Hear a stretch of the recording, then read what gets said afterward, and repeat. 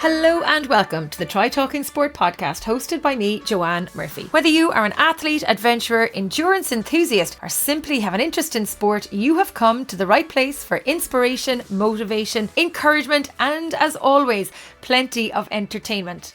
Well, how are we all doing? It's been a minute since the last episode of the podcast, and despite the best laid plans made at the start of the year to publish at least one episode every month, we missed one in March. But hopefully we are now back on track, and so here we are now on the last day of April, heading into the month of May with our third episode of the year, and with the weeks whizzing by way too fast. And speaking of fast, the Ironman season is out of the starting blocks, and we have seen some explosive and record-setting racing so far, particularly at Ironman Texas this past weekend. The racing was literally on fire. The Cat and Taylor showdown we all anticipated did not disappoint, and what a thrilling race unfolded. Cat setting a new fastest time for a full distance Ironman in a time of 8 hours, 10 minutes and 34 seconds, taking the tape for the third time in a row in Texas, and Taylor clocking up an incredible new course bike split of 4:19.46, finishing in second place overall in only her second ever Ironman. As for the men, well, that race was also enthralling. Cam Wurf on the bike laying down a marker with the fastest Ironman bike split in history of 3:53.32, and as for Christian Blumenfeld, his time of 7:24.20 saw him set a new run course record of 2:34.03 to take the title in Texas. The season is only in its infancy, and already the results are exceptional, and I can tell you anticipation is palpable for what lies ahead. It is no doubt going to be a fast but extremely exciting season, and I can't wait to see how it unfolds in the coming months around the world. My own racing plans are still on hold after picking up an injury at the Ironman 70.3 World Championships in Topau in December. I managed to fracture my baby toe and get a stress fracture in another. Now, totally self-inflicted and stupid. And no, it didn't involve dancing or alcohol at the time, but it did involve lack of concentration and an argument with a picket fence. Enough said, I'll tell the story another time. Anyway, despite the initial x-ray indicating no damage done in December, an MRI in early March told a different story. It's been a slow process to get the toes healed and pain-free, but thankfully, as of last week, I'm getting back on track and even managed a couple of easy and very short run-walk efforts.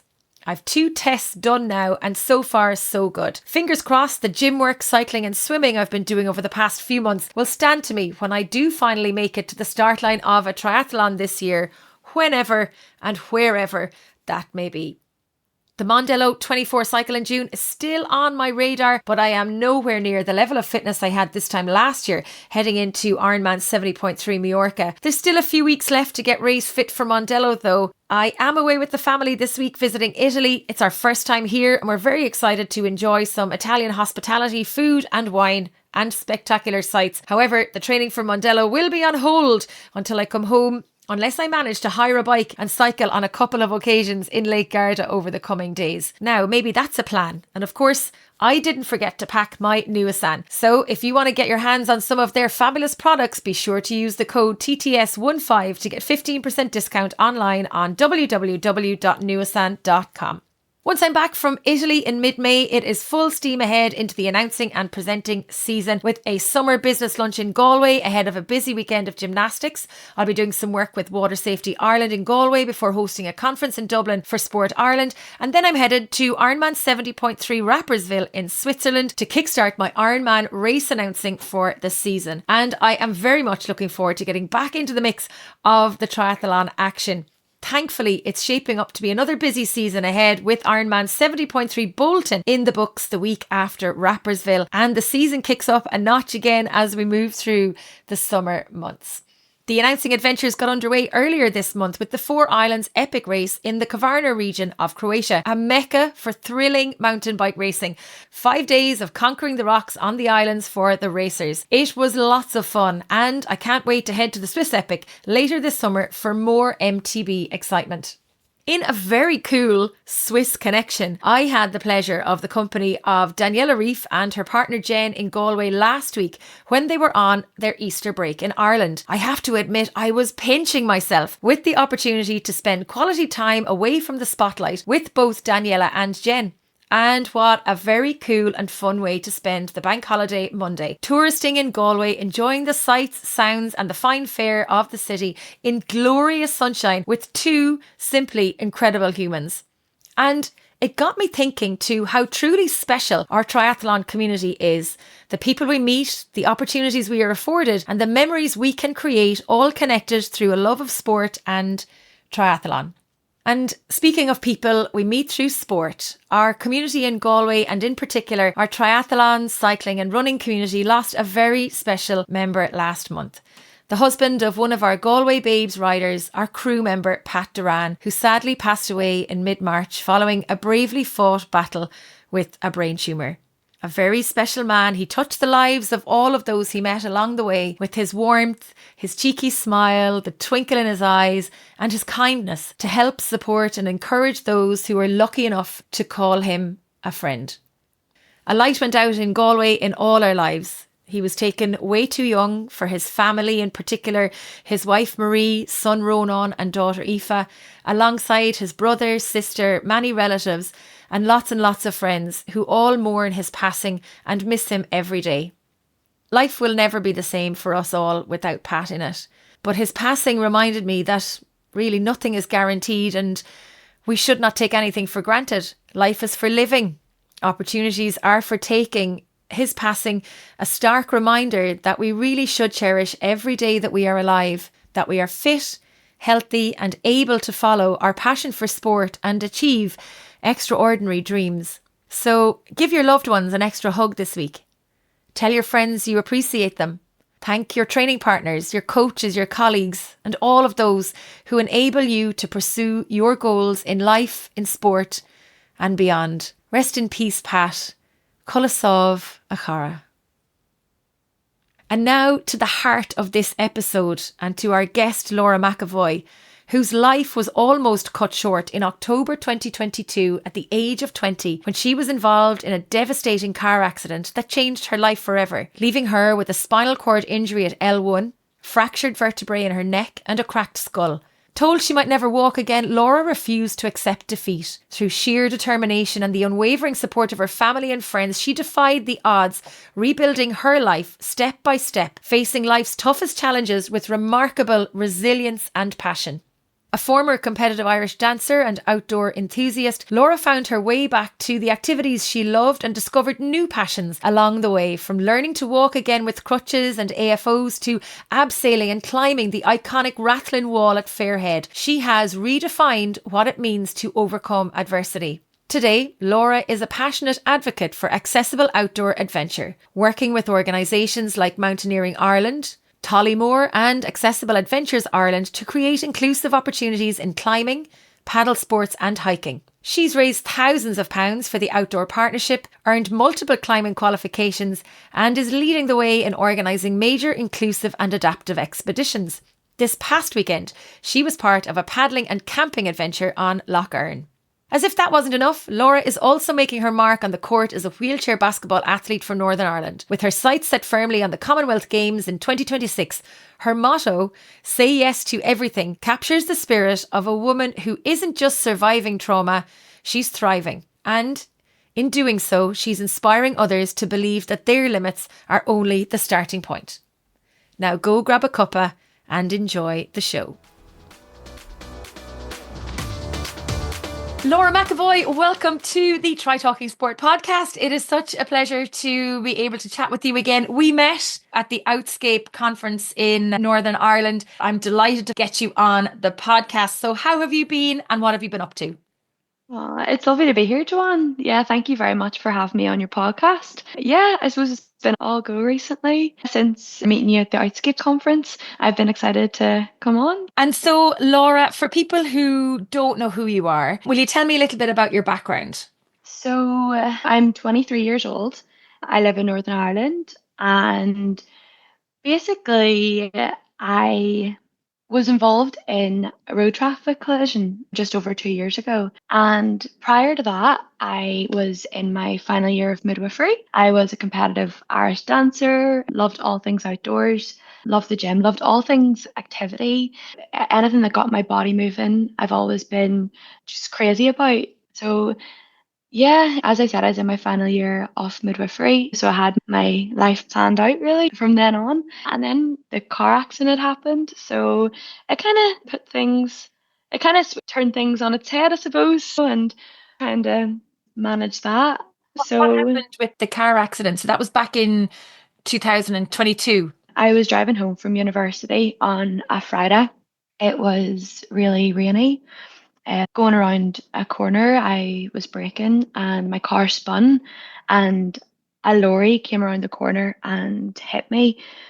So whenever that happened, I remember feeling like I don't really remember immediately. I don't remember the actual hit, but I remember immediately before and then immediately after. And I remember having being by myself and looking in front of me and the window smashed in and my car really just not looking like what my car was supposed to look like. There was wires in front of me from the radio, and I remember just being in like a state of disbelief, like what's happened, and just a state of panic. The fact that I was by myself and everything just happened so fast. And initially it was the pain. The pain was just excruciating. So it's a bit blurry, but these are the kind of the key things that I kind of always look at.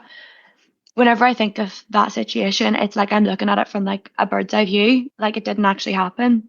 The first person who was on the scene was actually a retired nurse, and she was able to suspect a spinal cord injury because I was complaining of lower back pain, you see. So, my accident, I sustained an incomplete spinal cord injury and broke my C6 and C7 in my neck and cracked my skull, and then my spinal cord injury is at my L1. So, basically, I remember trying to move my legs and I couldn't, and I was just thinking that I was just in shock. I was like, no way at the start of the journey, whenever that initially happened, or whenever I was in the early days of recovery, did I actually realize how serious my injury was. I had never met anybody who had a spinal cord injury before. I had no idea what was ahead of me at that stage.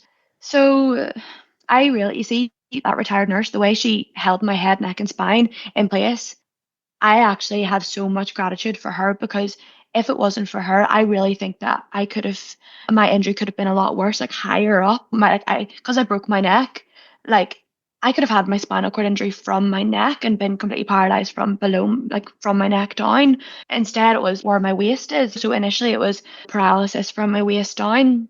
I always look back and I was like, I'm so grateful for the fact that she was the first person on the scene. So from then on, like I remember the other person who arrived on the scene was also, I think she was also like a nurse. It must be like, yeah, like honestly, like people like who are literally just in the community and they're like, you know what, I can help. Like imagine having those skills that you can literally pull into an emergency situation like that. So they called the emergency services basically, and I went off to the hospital, got a CT scan, and they were like, right, you need an emergency surgery.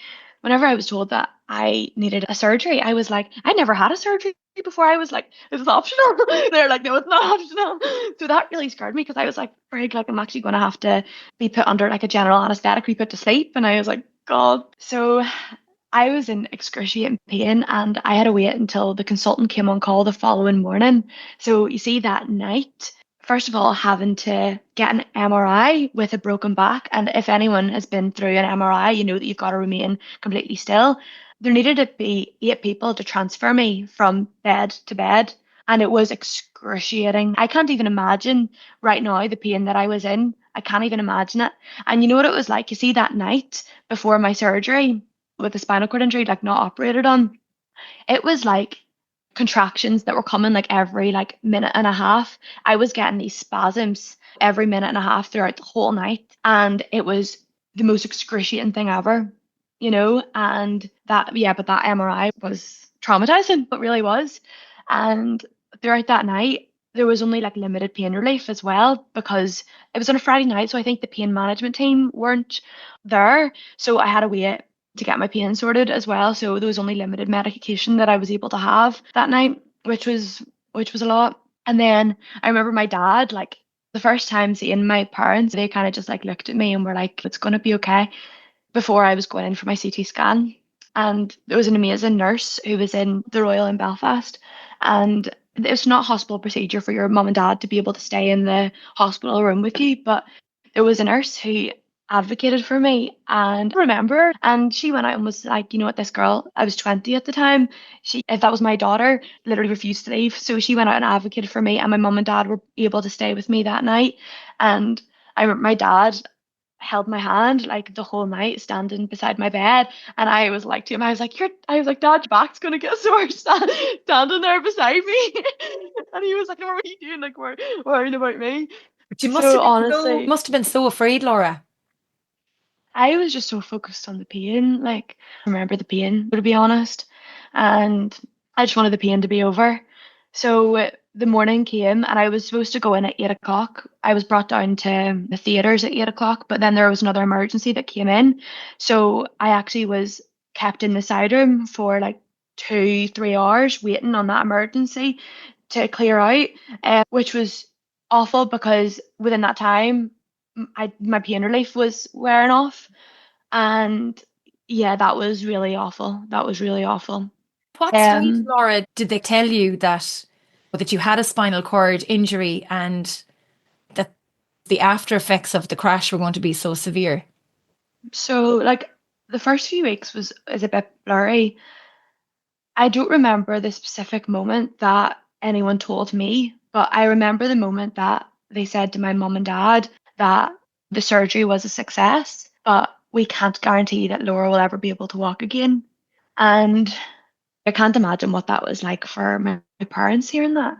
But my parents in the early days, like at that time, whenever I initially had my accident, I couldn't move anything. And as the weeks progressed, I was able to like whenever you're telling your body to move. So say if you're telling your quad to tense, and it does that, right? But whenever I was telling my quad to tense, there was nothing that was actually tensing, but I was trying to send the signal. So I was feeling like an energy or kind of like a something that's like deep within the muscle, the nerves, but nothing was actually visible that you could see. So that's what it all started off like. And it was just really as I said, I didn't realize how serious my injury was at the time. I think I was just like, you know what? Let's focus on these wee things that we have. Like then whenever I was working on the muscles, trying to get them to tense, they were becoming stronger and they were becoming more prolonged. So we were just working on the wee small wins, honestly. So yeah, like I just think I just didn't really focus on where it would lead me. All I focused on was right now, let's try get this quad to tense. Let's try get this hamstring to work. I couldn't sit up by myself. I couldn't do anything like that by myself. So you see the early days of recovery, it's all about the small things. Even sitting up in a bed, like that's completely challenging because you don't have any core strength. So actually learn how to use your arms and use your body in a completely different way. Sitting at the edge of a bed, not being able to like keep my hands up, constantly falling over side to side. Then never mind actually transferring from a bed to a wheelchair. And there's so much that goes into it. You don't think it is as hard as what, some people make it out to be, but it's so difficult. See, whenever you don't have your lower body working with you, like it's difficult to move your body that way, especially whenever you're like, no, I'm not used to this. But the hospital staff and the healthcare staff are amazing at that. And it's all a gradual thing. So obviously, the more you do it, the more your nerves, the more your muscles start to engage, start to work with you, start to progress. So I was in the Royal for 6 weeks and then moved on to Musgrave where the intensive rehab was then starting. And basically, I channeled all of my emotions into my physio. And I had such an amazing support system that everyone was so motivating. Everyone was so like, you know what, everyone was there with me whenever I was doing it. Like my family lived over an hour away from the hospital and they came down and visited me every single day without fail. And the hospital staff, like my physio was amazing. But in hospital, we had physio every single day. And I was also on a standing frame every single day. I was on like there's a bike in Musgrave where I then went, and it's basically like it moves for you, right? So it's moving for you and you're trying to like engage your brain to be like, right, this is what it's supposed to feel like. And the more you do that, the more then it's kind of like muscle memory, hopefully will teach your nerves, teach your muscles how to actually move that way again.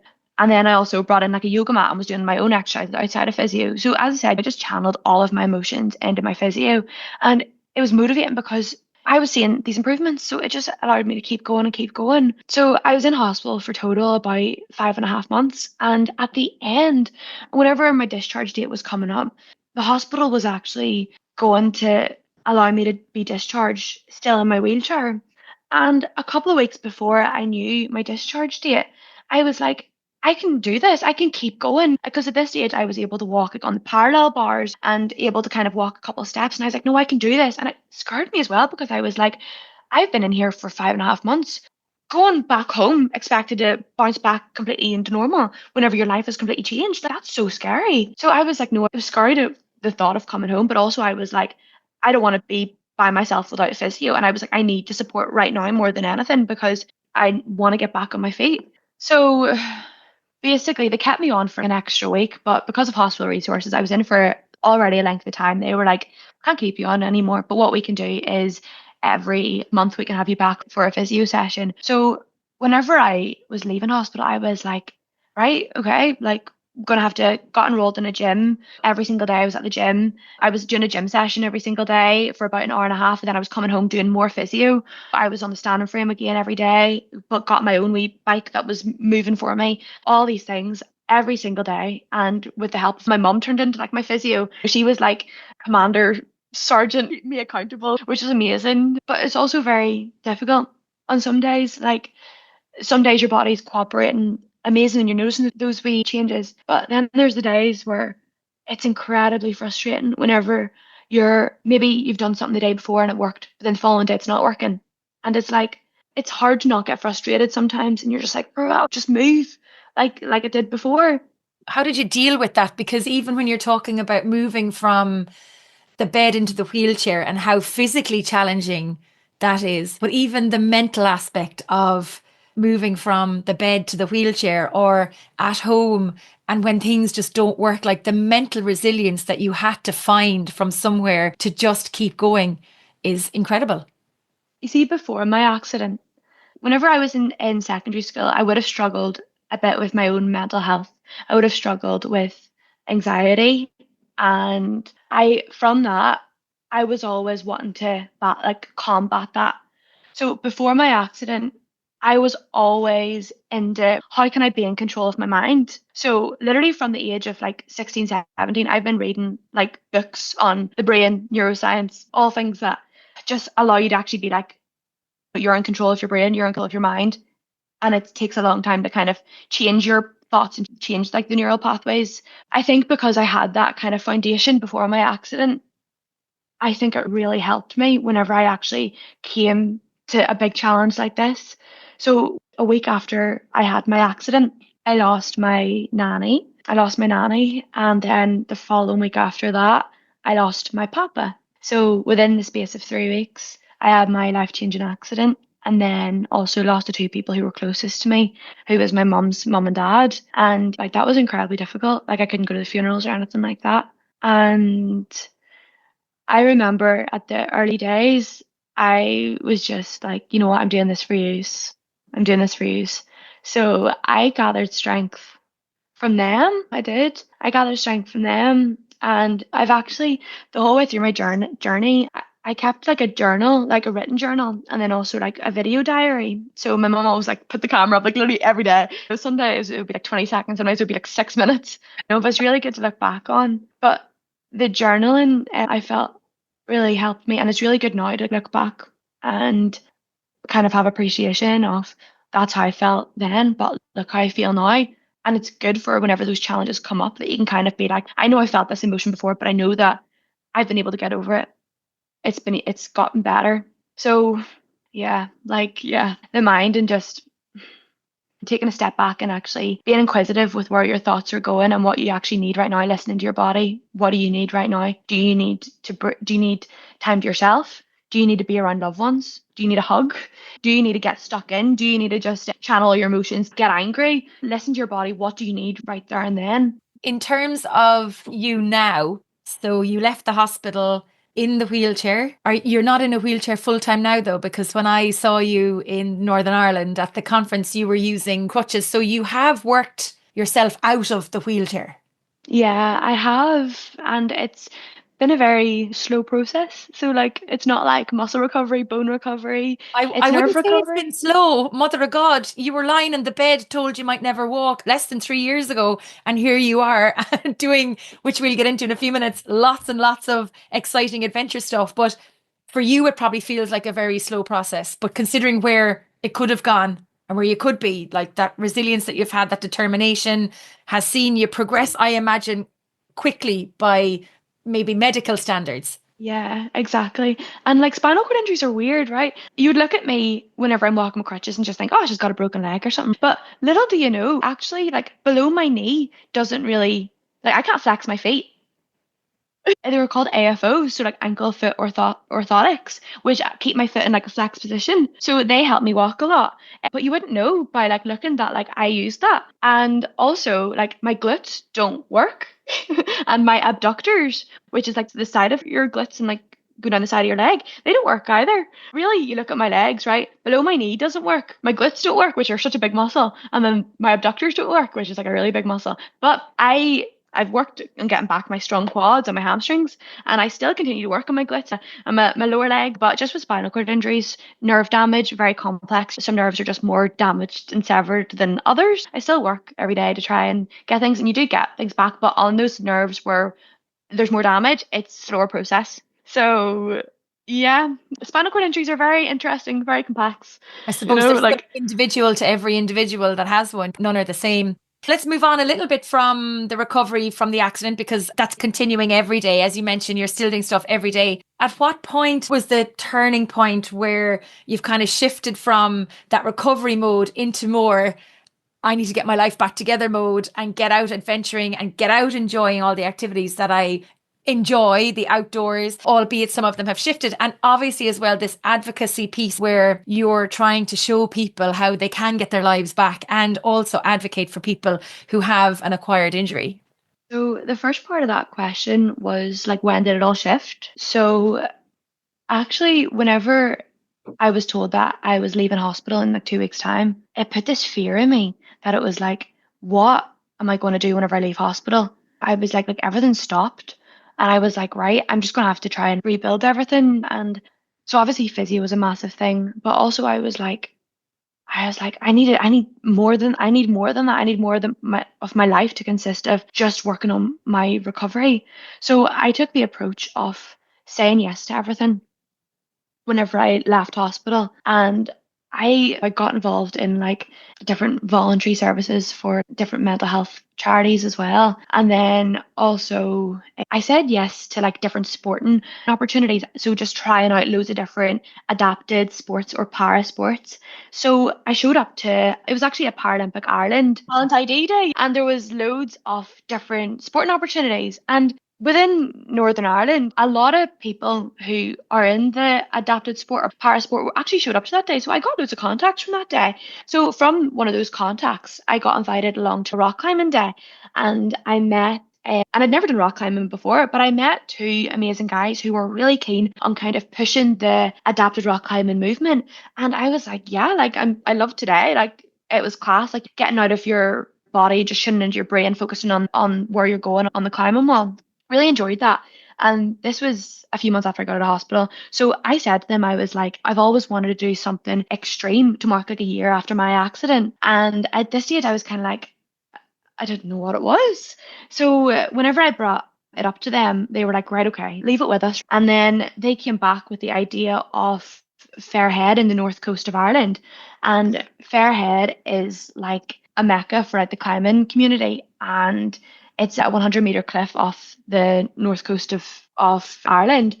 If you look up Fairhead, it's very beautiful, very intimidating, very sharp, very it's just like straight down, and it was beautiful. But I got really excited by this and I was like, yes, this is what we're going for. So, for people who don't know, including myself, talk to me about what adapted rock climbing is or adaptive rock climbing. So, how can you do that? So it's very individual to every single person who has a disability.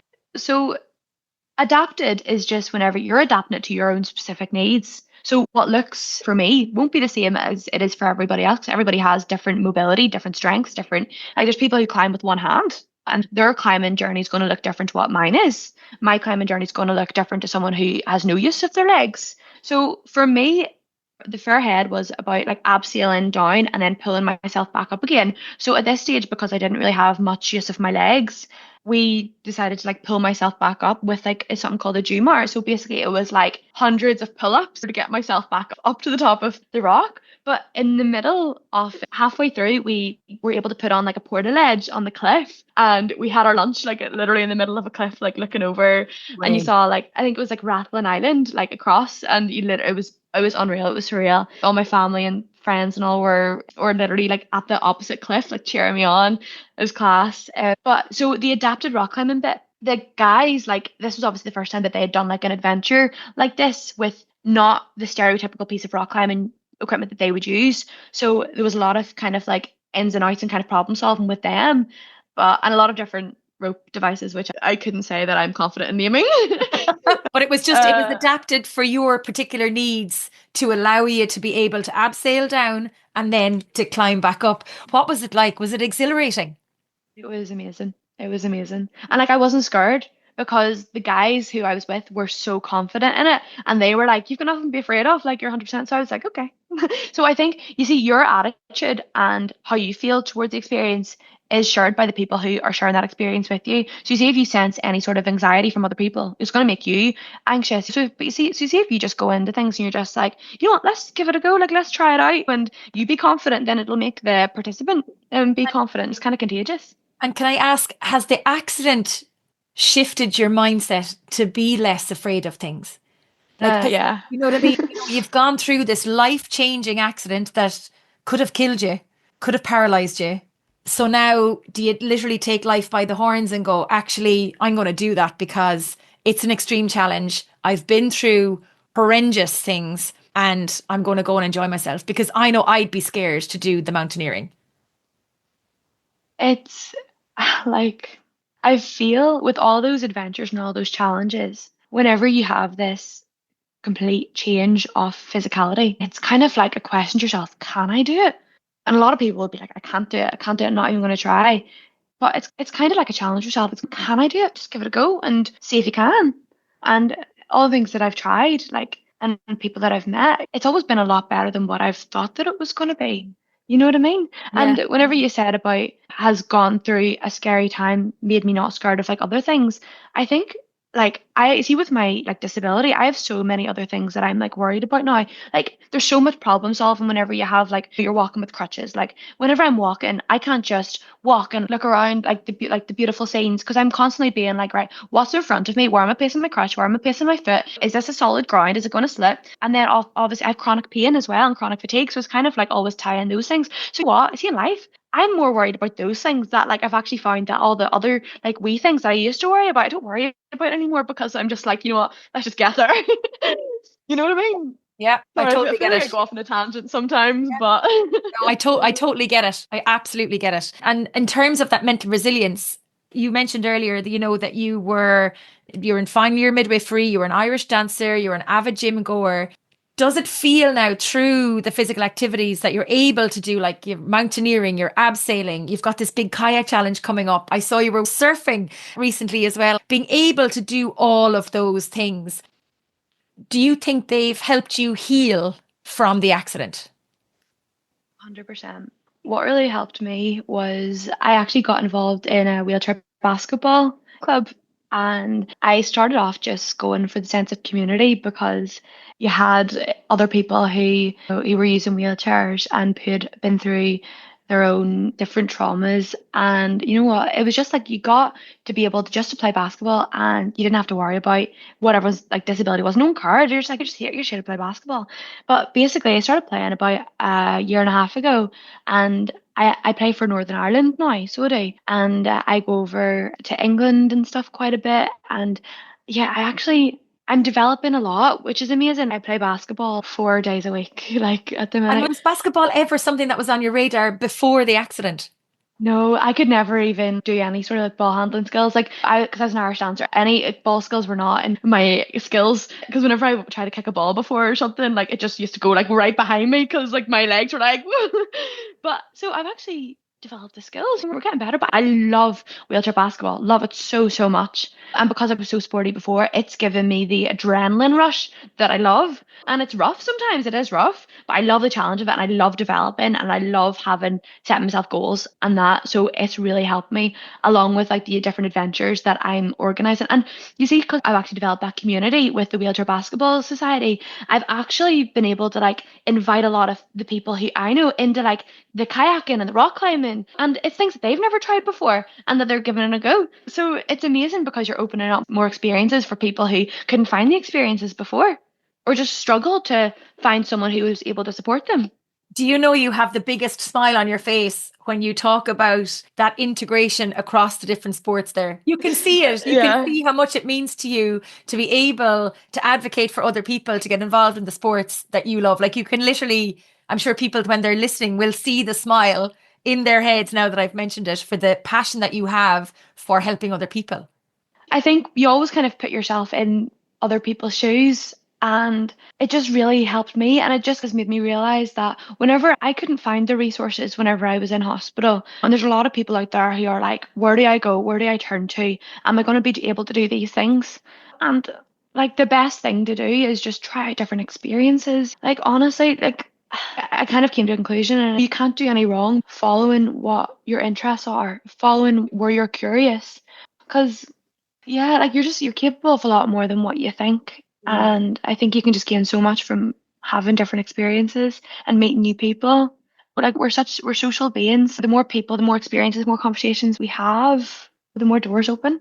And speaking of doors opening, have you found it easy to integrate into these new sports, or have there been difficulties along the way, or has your bright, bubbly personality, your drive, and your passion maybe opened those doors or removed those barriers a little bit easier than it would have been for maybe somebody else? So I think like I think my initially whenever I was in hospital and if I did like Google searches and stuff and I was looking for the resource and I was asking people word of mouth, I think I was always willing to keep asking people and try to get information and resources of people. And whenever I got those resources and followed the Facebook pages and did all, that's whenever I was able to, I don't know, it's just the more different networks and all that you can get in contact with, the more things will open up. So I think because you need to be willing to do the research yourself, but I've actually developed like a good amount of so like networks with different organizations in different sports. I'm so keen on if anybody ever needs any sort of guidance or any sort of advice, not advice, not that I'm like trained or anything, but like it's always just good asking people who maybe that could signpost you somewhere. So I think just word of mouth is the most powerful thing. It's helped me. Yeah, and you also have that lived experience as well. Like it's very different for me to be asking questions on behalf of somebody else, but for somebody to come to you directly and to ask questions, you've lived through this life-changing incident. You've worked through it. You're still working through it, but you're getting on with things. And that's really important as well. And keeping that positive mental attitude as well is so important. If I can ask you, on the days when the smile isn't there, on the days when it's tough, how do you bounce back up, get out of bed in the morning? Because we all struggle with our mental health in terms of it's raining outside. I don't want to go on the turbo. I don't want to go for my swim as the triathlete. I don't want to go do whatever the exercise is, or I don't want to go to work. We all struggle at times with motivation. So, how do you mind your mental health now so that you're able to bounce and get up and be like, okay, let's go with the day now? I think obviously like your rest and recovery is so so important, but for me because I have like the chronic fatigue, I found that I was burning myself out. I was burning the candle at both ends, and I was going through this real high energy stage. And the next thing, I wasn't able to move for a week. So, what I'm working on at the minute as well is just pacing myself. If I know that I've got really few busy days coming up, I'm like, right, okay, I'm going to save myself tonight, like this evening, just to be by myself, rest and recover. And I think that's really important. And on the days, they're like, yeah, as you said, like everyone has those days where it is more difficult. And everyone has different coping mechanisms, what works for everybody. So I think it's kind of about developing your own toolkit in which you personally can do. Like, what do you need? What do you need in those moments? Like, listen to your body. Do you need rest? Do you need relaxation? Do you need to play your instrument or whatever? For me, whenever I feel like that, I try to always move my body in whatever way I can, whether it be getting on like the fixed bike at a lower intensity or just driving my car to like the promenade, sit by the beach and read, or whether it be journaling, meditating. I meditate every day, and it's been a big thing in allowing me to process my own emotions and helping me deal with things now and be able to put things aside, move on, continue with the rest of the day. But it obviously takes a lot of time to develop those skills. But I think it's just about listening to yourself, developing your own toolkit, and just being easy on yourself. And it's That's difficult it. to do. It's difficult to do. It's Yeah. difficult to be kind with yourself. I think, especially in today's like hustle culture, we all have such an added pressure of go, and If you're we not feel guilt. productive, what are you doing? Exactly, we feel guilty for. Yeah. Like loads of people get to like 6 o'clock, right? And it's like you look at your to-do list and you're like, oh, I finished everything. I finished all the things that I wanted to do today. Great. And it's like, but it's 6 o'clock. It's too early to be sitting down. But it's like you've done everything that you need to be that you need to be doing. Just relax. Just sit down and read a book or watch Netflix, whatever it is. Yeah, you're so right. Yeah, yeah. Can I come back to Fairhead and accomplishing that incredible abseil? What did you learn from that experience? I remember during the experience, I kind of had like this epiphany, and I was like, don't focus on where you are, focus on where you're going. Because you see, with the going, like pulling myself back up, it was very tedious. And I suppose this could be applied to like all like continuous and endurance sports because it is very monotonous. I had never have been like a endurance runner or endurance cyclist or anything. But I was just like, see if you focus constantly on, oh, this is so difficult, this is so difficult, it's gonna be a lot more challenging than before. So I was like looking up and being like, right, let's get to there. Right. And then once you get to there, let's get to there. So don't focus on where you are, focus on where you're going whenever you're doing those tedious things. I don't know. That's what I It's a good learned. motto Like, for life. yeah.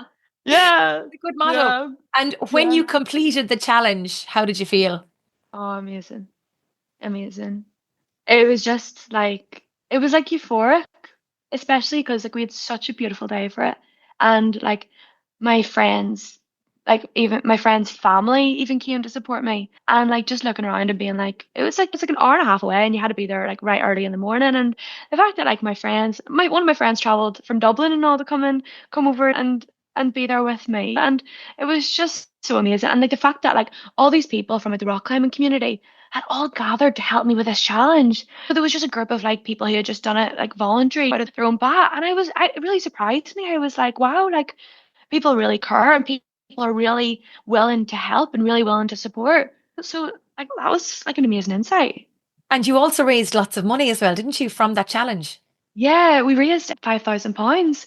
So with that money, we've been able to the adapted expedition that I'm doing at the end of April, the kayaking expedition with a group of 10 of us with disabilities. We're doing it on Lough Erne, so Saturday, Sunday, camping over, kayaking all day. And yeah, so we've been able to use the money that I raised to subsidize a lot of the cost for that expedition for all the participants. And then also we've been able to hold rock climbing events. And from the work that I've done as well, like it's been amazing for drawing attention because I know that it helped with a couple of the guys who I was working with. I suppose it's like a role model, isn't it? If people see someone do it, they're like, oh, if they can do it, like I want to do it. So I think that's a big thing. Like that's why I really love like sharing my story because I think role models are the most effective kind of way. And I'm not, yeah, I suppose it's just if you see it, then you have more of a vision that you can be it. And I'm just so passionate about sharing these experiences as well with other people and developing a community. Like, I'm all about that, just building community.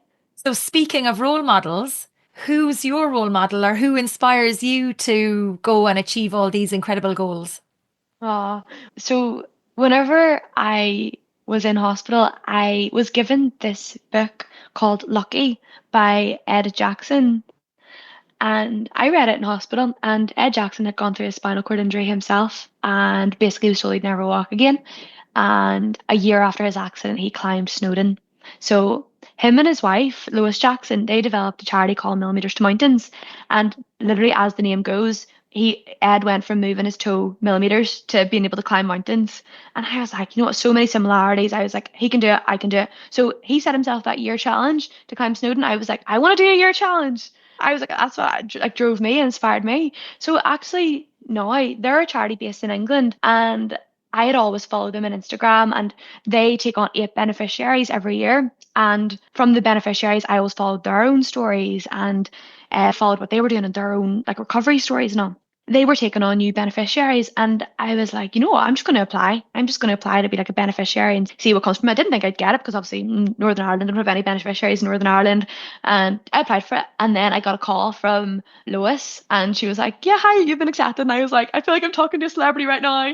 Like, this is crazy. So I am I'm a beneficiary for this is my second year in their 3-year program, and they've helped me like they helped me so much. They're providing me with my own like neurophysio, because obviously I didn't have any physio for like a year and a half after my accident, and they're providing me with neurophysio, and they provide you with life coaching, and they provide you with like retreats away, like wellness retreats, confidence coaching and all that. And their aim is to help people. It's always about getting people into the outdoors. Last year they did like a rock climbing thing in Cornwall, and every year they do like 2 global adventures. So last year it was they climbed the accursed mountains in Albania and then Mount Kenya. So that was their 2 global adventures, and it would be my absolute dream to be able to do one of those global adventures maybe next year.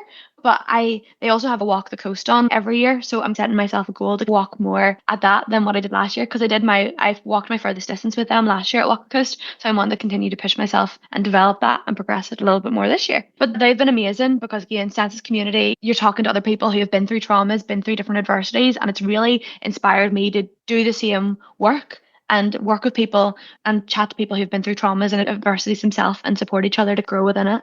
For people who are listening who maybe have an acquired injury or a recent disability, or maybe they are born with a disability, what would be your advice to them in terms of taking the first steps to being active or to getting back out, to trying to be physically active and to get back out and enjoy life and make the most of the opportunities that they have? It's very individual. So I think what every individual could probably do is look at themselves and be like, right, what's my normal at the minute? What's my baseline? And then if they want to either join a community, get outside more, just set yourself goals that are achievable within a time. Set yourself, if you're in a month, be like, right, okay, I want to get outside at least one more additional time this week. Or maybe it's joining a community, maybe it's joining a basketball team, which I really recommend, or any sort of para sports, but obviously I'm biased, like love basketball. Yeah, so really just look at what your normal is and see, what are you lacking anything in your life? Are you craving a community? Are you craving activity? Are you craving connection? What are you craving? And then analyze that and be like, right, what resources are in my area? Who can I reach out to? So it's very individual, but I think it's kind of all about seeing what you need, what you as an individual need. And following that sense of curiosity as well, I guess. Yeah, exactly. Laura, when you look back to 2022, to the accident and everything that's happened since then, what has surprised you most about yourself? I've done more since my accident than I actually had before. And I think what surprised me, like, you see, before my accident, my biggest fear would have been having to like stop midwifery and having to go back to or change into a different year group or something. And now that I've actually been through that and done that, it's not as scary as what I thought. But what surprised me is, I don't know, my bounce back ability, I suppose. Like my ability to kind of, and obviously it's hard to see in the moment, but I think my ability to be easy on myself and be vulnerable as well and talk to the people who I love and tell them whenever I need support. And then whenever you do that, I'm able to kind of bounce back and kind of get back to myself again. So I suppose the bounce back ability in a way. We're coming to the end. So the final question I want to ask you, and it probably ties into this question I've just asked, but what are you most proud of? I'm most proud of my family. I'm most proud of my family. Like, you see, as I said, like we had been through obviously my accident and losing both my grandparents.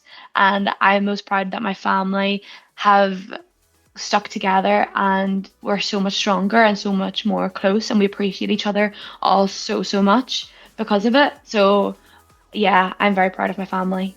You should be very proud of yourself as well. You're absolutely incredible. Thank you so much for joining me on the podcast. I can't wait to see how your kayaking expedition goes, to see how you get on with millimeters to mountains and the global challenges and everything. And I'm sure our paths are going to cross on multiple occasions over the coming years. So thank you so much for joining me on the podcast. You're an absolute inspiration. You're simply incredible. Thank you so much. Oh, thank you so much, Joanne, for having me. Yeah, I really appreciate it. And thanks everyone for listening. Thanks for tuning in. I hope you enjoyed this episode. You can get in touch with any feedback or guest suggestions by emailing me on trytalkingsport@gmail.com. If you would like to hear more great episodes of the podcast, be sure to check them out on our website or wherever you get your podcasts. You can follow all of our activities and podcasts on Facebook, X, LinkedIn and Instagram. If you have any feedback or guest suggestions, please email me on trytalkingsport@gmail.com. I really would love to hear from you. Until next time, thanks for listening. Stay safe, keep smiling, and remember to look for fun and adventure in every day.